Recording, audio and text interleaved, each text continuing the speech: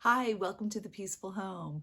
Have you ever had a struggle with siblings going to bed at the same time in the same room, and all they do is talk, giggle, wrestle, fight, and bring you back in the room over and over again?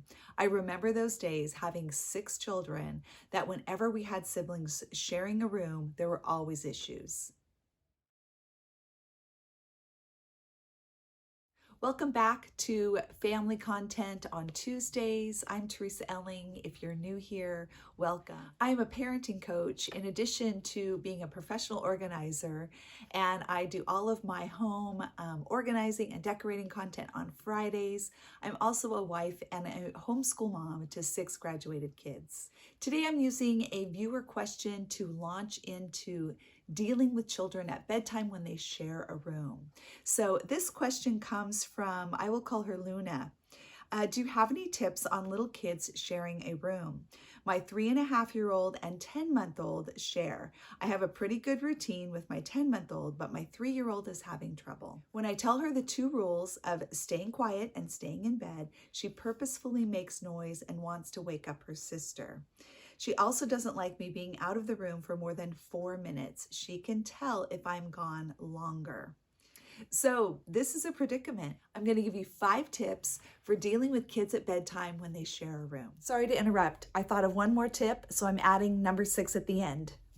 First off, whenever you're doing training, especially in the initial phases, you always want to have a positive and a negative reinforcement. So in the situation of a child not staying in their bed, continuing to call out for you, the negative reinforcement would be, if I have to come in because you're out of your bed or you're making noise, you will go to bed 5 minutes earlier tomorrow night.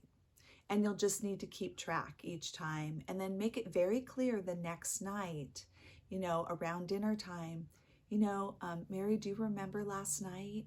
You need to go to bed 15 minutes earlier tonight. Don't talk to her like it's you're angry or this is this huge punishment, just very matter of fact. And then as it's getting close to bedtime, you will have to say something like, oh, we're going to have to skip our story today because we're going to bed 15 minutes early. Let's go get teeth brushed and do our bedtime routine. Again, not with anger, not with trying to make her pay, but just very simple, to the point. Get her in bed tucked in early, still with all the affection, all the love, and then a reminder of how we're going to do it differently tonight. Now, on the positive side, the reward will be every time I come to check on you, if you've been quiet and you haven't called out for me and you're still in your bed, I'm going to give you a sticker on your chart. And that sticker needs to be immediate. Have it on your hand when you walk in the door and say, wow, you've stayed in your bed. I'm coming to check on you. I haven't heard you. You've done such a great job. Here's your sticker. And that little sticker chart might be right on the pillow next to her, or on the nightstand, or taped up on the wall. So then you would say again, would you like me to come back and check on you? She'll say yes and say, okay, I will bring a sticker if you're in your bed and you're quiet. Don't call out for me. And so then again, when you come in, you'll bring the sticker immediately. Point number 2 is do not rush the process. If your child has a 4-minute span that they can handle being without you checking on them, then that's what you've got to work with. Come in every 4 minutes. Do this as long as it takes. Push it out very slowly, 4.5 minutes, 5 minutes. If she calls out for you, you'll go in and say, oops, we forgot. We have to go to bed 5 minutes earlier tomorrow night. But I know you can get another sticker. I'm going to go out and come to check on you. So when I come back, make sure you're in your bed and don't call out for me. And then I honestly would make it about 3 minutes or 2 minutes. Come right back in. Quick, positive reinforcement. Great job. Here's your sticker. I'll be back in a few minutes. Out you go again. Very, very slowly expand that time. It's going to feel like, oh my goodness, this is what I've done for an hour, but it will pay off. I guarantee it. You will be able to stretch the time out longer, and you won't be stuck in this negative thing of discipline, and it's going to become more positive. Point number 3 is to separate the kids. Now, obviously, we don't like to mess with our routine. We've got comfortable beds, cribs, all set up for our kids. But if it's not working, I guarantee that it's going to be a short phase. And if you need to move one of the children out, do it. It's probably easiest to move the crib out, have the baby sleeping somewhere else, but you can also move the 3.5-year-old out, even if it's in the hallway. There's a sleeping bag there, and that's where they're going to sleep. And you don't want to make it sound like a punishment, more like, you know what, I know you've had such a hard time staying quiet while your little brother or sister is sleeping. So I'm going to have you be out here. That way, if you're a little bit noisy, you won't wake them up. Now, if they really balk at that idea and they don't like it, then you can let them know, you're going to sleep out here tonight. And if tomorrow night you can be quiet, we'll let you try again in your bed. Again, loving, positive, not punitive, although they might take it that way, which in that case is going to be to your benefit because they're going to want to be back in their bed. The same rules apply if they're in your room, a spare room, or the hallway. They have to stay on their sleeping bag and they have to be quiet. And you still come and check on them in the same way. Give them lots of praise and say, wow, I think it only took one night. You're doing such a great job. Tomorrow night, do you want to be back in your bed? See how that goes. Number 4 is especially applicable if you have a child that continues to get out of their bed, continues to make noise, or you have children sharing a room and they continue to start engaging with each other. They start talking and, oh, I remember these days, like, oh, I can barely hear them. They're just talking a little bit. They're probably going to settle down. And so you try to let it go, and then it gets louder. And then all of a sudden you hear a thump and somebody's out of bed and somebody's crying. It's just a disaster. The way to alleviate this is for you to sit right outside their door. So I did have one child in particular that just had a hard time with obedience in general, but was struggling at bedtime to not bother her sister and keep her awake.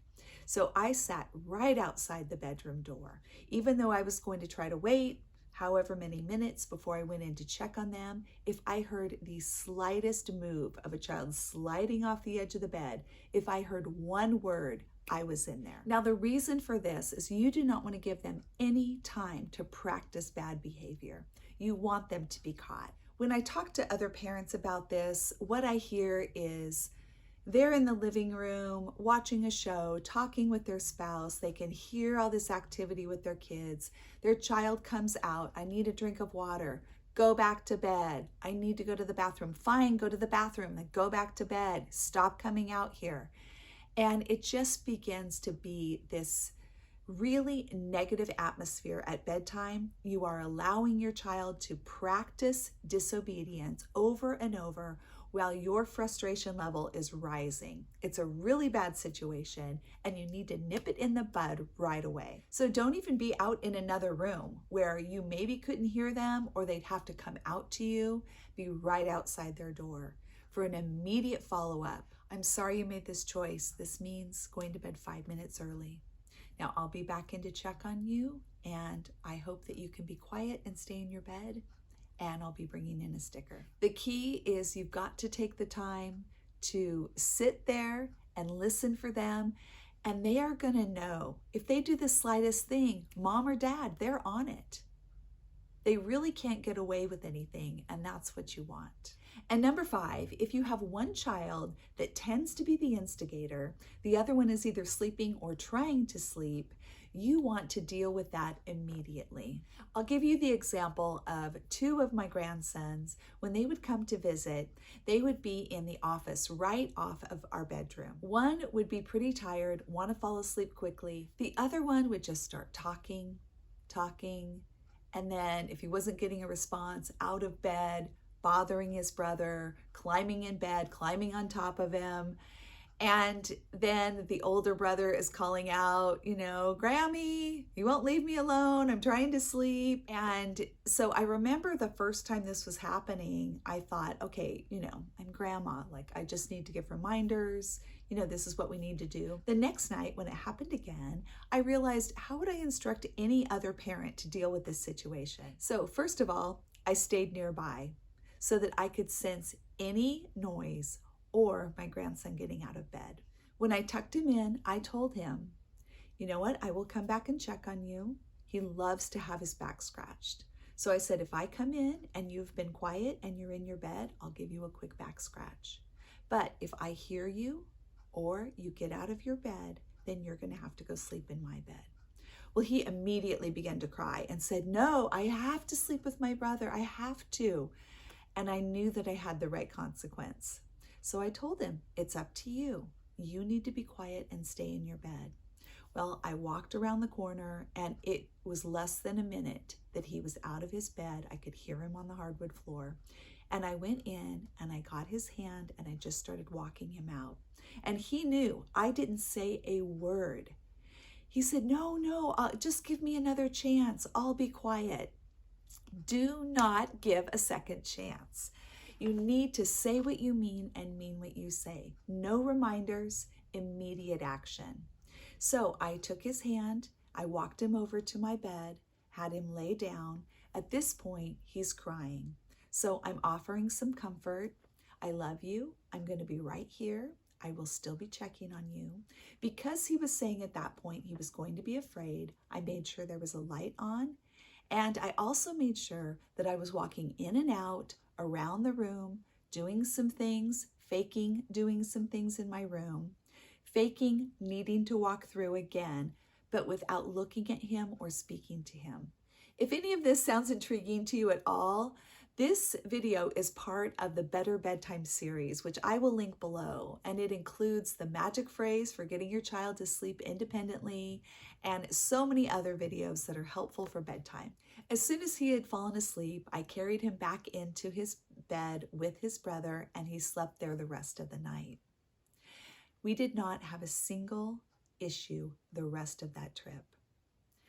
A few months later, when they came again for a visit, I let them know the drill, and the first night he got out of his bed, I put him back in my bed, and again, not another issue the rest of the trip. Again, no reminders, no lectures.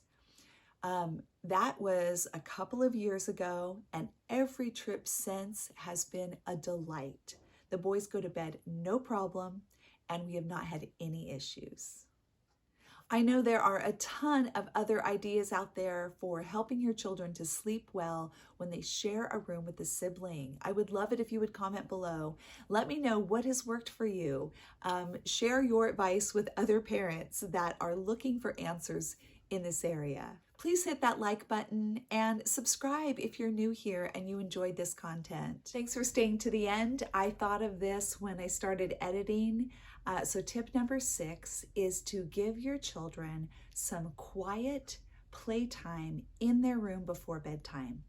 I've seen this be really effective for different seasons. Hopefully you've already trained your children in quiet time, which technically is time that they spend completely alone and in quiet.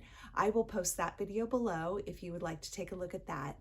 Training for quiet time is one of the top priorities in my opinion. But back to bedtime. If you have your kids finish their bedtime routine, say by a certain time, tell them they can go in their room and have some playtime with their sibling before it's time for lights out. And a lot of times this, for one thing, gives extra time to the parents. Maybe your kids are starting to go to bed later and you still have things that you need to get done and you want to relax once they're in bed. Give them permission to play together in their room, to look at books together, to have some quiet play, or to just be in their beds talking. That's another option, is you can say, I'm going to tuck you in, but you're free to talk until I come in to tell you it's time for lights out. And then at that point, you come in and it's no talking, no getting out of bed. But giving kids 15 to even 30 minutes of some quiet playtime, if your kids can handle that without fighting, just stretches out time for you and gives them just a little bit more time together before they have to go to sleep. Thanks so much for joining me today on The Peaceful Home. Have a great day.